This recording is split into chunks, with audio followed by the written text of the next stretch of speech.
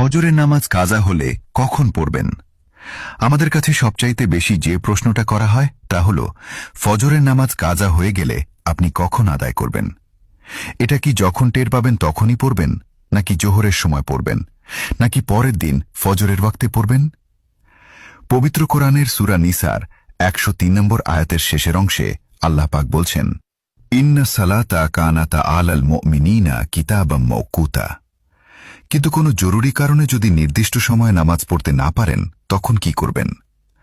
আমরা জানি ফজরের নামাজের সময় হল সুবাহে সাদেক থেকে সূর্যোদয় পর্যন্ত। এর পরে পড়তে গেলে সেটা কাজা হিসেবে পড়তে হয়। রাসূলুল্লাহ সাল্লাল্লাহু আলাইহি ওয়াসাল্লাম বলেছেন, তিনটি সময় নামাজ পড়া সম্পূর্ণ হারাম। ১. সূর্য উদয়ের সময়। ২. সূর্য যখন ঠিক মাথার ওপরে থাকে, যতক্ষণ না হেলে যায়। ৩.